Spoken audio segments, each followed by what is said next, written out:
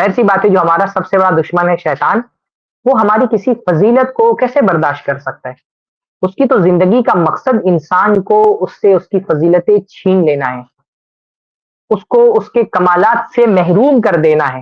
شیطان تو ہماری ہر کمال سے حسد کرتا ہے، تو شیطان کی کوشش کیا ہوتی ہے کہ انسان سے اس کا کمال چھین لو، اور اس کمال کو چھیننے میں اس کا ایک بہت بڑا مشن کیا ہے کہ انسان سے اس کا لباس چھین لو، اس کو برہنہ کر دو، اس کو ننگا کر دو، اس سے اس کی حیا ختم کر دو، شرم کا لحاظ اس سے ختم کر دو۔ یہ شیطان کے جو بڑے بڑے ہتھ کنڈے ہیں، شیطان کی جو انسان کے خلاف بہت بڑے بڑے مشن ہیں، اس میں سے ایک مشن اس کا یہ بھی ہے۔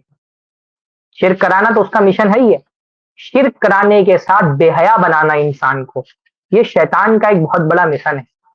اللہ تعالیٰ نے قرآن مجید میں فرمایا، یا بنی آدم لا یفتننکم الشیطان، اے آدم کی اولاد، کہیں شیطان تم کو اپنے فتنے میں مبتلا نہ کر دے، کہیں تم شیطان کے فتنے کا شکار نہ ہو جاؤ۔ کما اخرج ابویکم من الجنہ، ایسے ہی جیسے اس نے تمہارے باپ اور تمہاری ماں آدم و حوا کو جنت سے نکالا تھا۔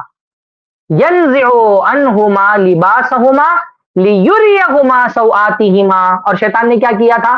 ان سے ان کا لباس چھنوا لیا تھا تاکہ دونوں کی شرمگاہیں ظاہر ہو جائیں۔ یہ مشن تھا شیطان کا، یہ شیطان کا مقصد تھا آدم و حوا کو برہنہ کرنا، ایک دوسرے کے سامنے بے لباس کرنا، یہ شیطان کا ٹارگٹ تھا، اور اس ٹارگٹ میں وہ کامیاب بھی ہو گیا۔ پتا یہ چلا کہ جیسے اس نے حضرت آدم و حوا کو بے لباس کرنا اپنا ایک مقصد بنایا تھا، ایسے ہی اس کا مقصد کیا ہے کہ آدم و حوا کی اولاد سے بھی لباس کا شرف چھین لے، اس کو بے حیا کر دے، اس کو بے لباس کر دے۔ الگ الگ زمانوں میں الگ الگ طریقوں سے وہ اپنے الگ الگ طرح کے ہتھ کنڈے انسان کو بے لباس کرنے کے لیے استعمال کرتا رہا ہے۔ کبھی وہ مذہب کے نام پہ انسان کو بے لباس کرتا ہے۔ آپ دنیا کے بہت سارے مذاہب جانتے ہیں جہاں بے لباسی دین ہے۔ خود مشرکین مکہ جو تھے وہ کعبۃ اللہ کا طواف دین سمجھ کر کے کرتے تھے، بے لباس ہو کر کے ننگے طواف کرتے تھے، عورتیں اور مردیں ننگا لباس بغیر لباس کے طواف کرتی تھی دین کے نام پر۔ ہندوستان میں الگ الگ مذہب کے ماننے والوں کو آپ دیکھیں گے، ان کے بڑے بڑے مہان پنڈت پیر جوگی لباس نہیں پہنتے۔ کمبھ کا میلہ لگتا ہے، آپ اس میں دیکھیں گے کہ بہت سارے ننگے بابا ہوتے ہیں۔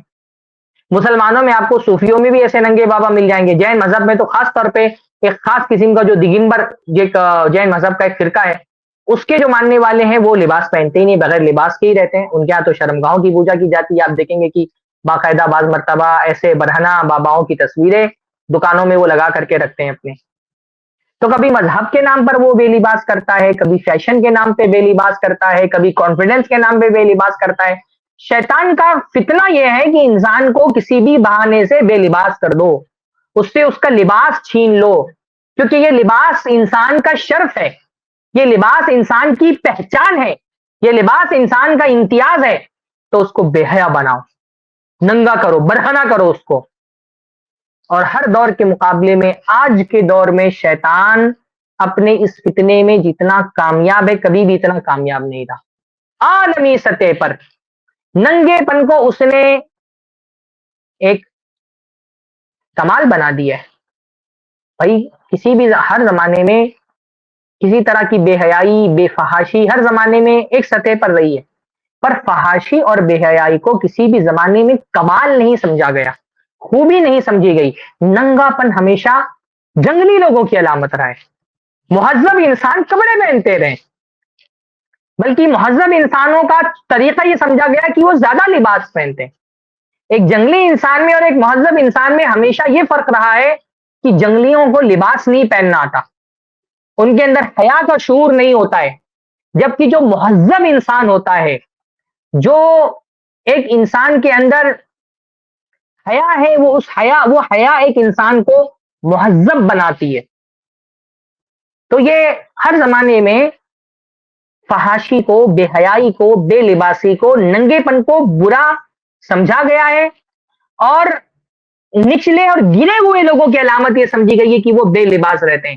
برہنہ ہونا یہ بدترین لوگوں کی علامت سمجھا گیا ہے، غیر مہذب اقوام کا معاملہ سمجھا گیا ہے کہ وہ لباس پہننے کا شعور ان کے اندر نہیں ہوتا ہے.